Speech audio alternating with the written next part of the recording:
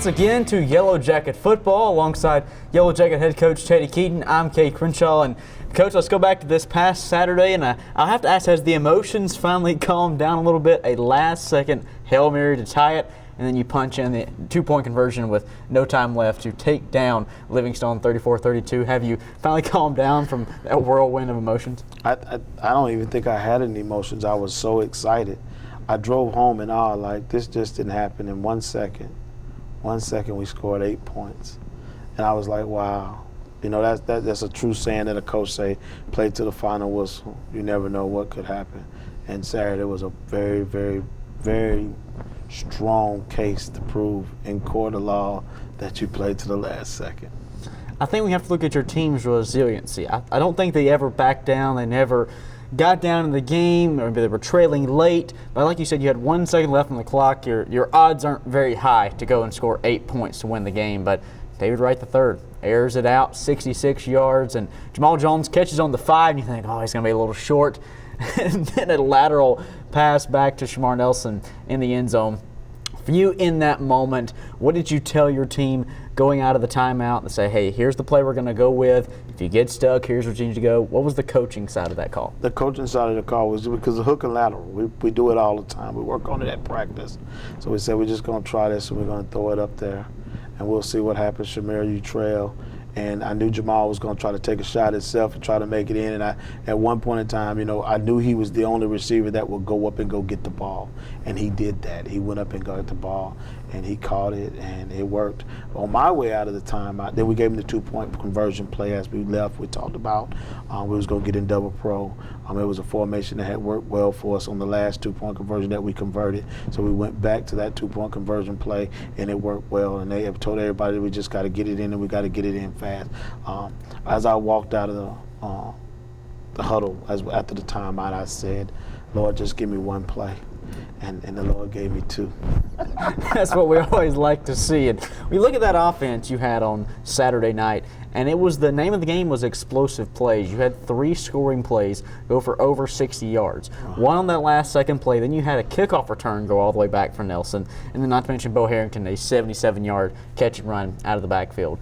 What did you like to see out of your offense there, kind of getting a hold of those explosive chunk plays and putting points on the board? Well, I love the explosive plays. That's what, those are the things that separate a game.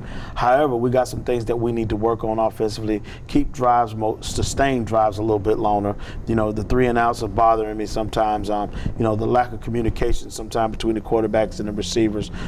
We had to work on that a lot this week to make sure that we're getting ourselves prepared to play good, solid football. We talk about, I call it the South Carolina miracle.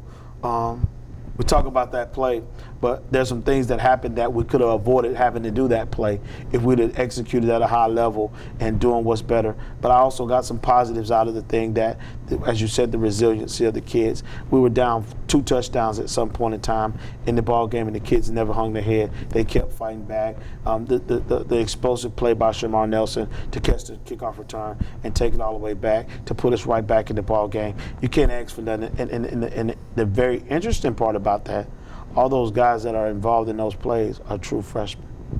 And that has to be exciting for the future, too. But we look at this past week, an offensive player of the game. It was really a well-balanced game. You had, of course, David Wright III at quarterback. He aired it out all over the field, and you had multiple guys get some good yardage on some carries as well. So who's your offensive player of the week? Well, we gave it to Corinthians Cunningham. Corinthians hadn't played in 2 games this year, and we finally let him get his touches in play. He scored 2 touchdowns and a 2-point conversion. So I think he deserved it. I think a lot of the offensive players get a lot of credit for what they've done. My hat goes off to them. Defensively, Kerry Thompson Jr. had his day at the field. 2 blocked punts, as well as getting in on the defensive side of the field. I don't think there's a better candidate for defensive player of the week. There's no doubt Kerry Thompson, by hands down. We've been looking for Kerry to step up big, and he we're probably leading the nation in block punts. I mean, field goals and kicks. I'm excited about those guys. They really go out there hard. And Kerry came up with a big sack in a crucial, pivotal part of the game. That was really huge. They gave us the ball back. They gave us a chance to, do some things to put ourselves in position to be for the South Carolina Miracle. Well, Livingstone College now behind you on the schedule. You have another talented group coming in. Fort Valley State making the drive up from South Georgia to Columbia this coming Saturday. That's going to be a talented group come Saturday night. There's no doubt about it. That's probably one of our hardest. This is a real tough challenge here. Fort Valley brings in a lot of talented players. Maurice Flowers does a great job with his coaching staff. They do a great job of putting their players. They like to throw the ball a lot. That's going to be a challenge for us to make sure that we can go out and stop them. They have, two dominant players that were predicted to finish third or second in the conference on the east side. Very well could have played for SIAC championship this year. So we're up for the challenge. It's going to be a challenge for us. We just got to execute at a high level. I'm just seeing how my kids respond to, we've played 2 really tough football programs, 3 really, and we've overcome the challenge. I think they're up and ready for this. Heading into that matchup, what's the injury report look like? Oh, we're solid, and that's a good thing. We had a few nicks and bobos, nothing that, to cause nobody to be out, just wear and tear on the game. I'm very surprised about that. I guess that my hat goes off to my strength and conditioning staff, and also my trainer. They're doing a great job at getting the kids back, rehabbing them, and keeping them healthy. One of, I think, the most special parts about Saturday night was the crowd reaction throughout the game. The energy was there at Westwood High School for your home season opener, and thank you to the fans for coming out to that. How big of an impact did they play in motivating your group, like we said, until the final second? No doubt. That was the fan base was really good. I was very happy for the Yellow Jacket Nation, the band, the student section. Everybody came and gave us that energy, and it's appreciated. We need that in our home games, to bring in, that's like the 12th man on the field. We want that guy to be out there to keep them off the balance, and I think the band and the rest of the auxiliary service people, cheerleaders, they did a really good job of helping us along our way. Allen's now won 2 of their first 3 games this season, and Coach, you have such a young program, got its rebirth 3 or 4 seasons ago now. What do you see that type of growth developing still here in 2021? It's work. It's been work. It's a work in progress. I just like the way the kids are getting better as individuals so they can help the team collectively. I think we got to do a better job of playing team ball, especially offense. Cut out the negative plays, the mismatch, the mishandling of the ball, the false start sometimes. Those things that kill you against good teams like Fort Valley that's coming into play, that got an offense that can score and put up points. We got to do a better job of that, and I think that's what we worked on a lot this past week, of trying to eliminate the negative plays. What's going to be the biggest key to a possible victory against Fort Valley?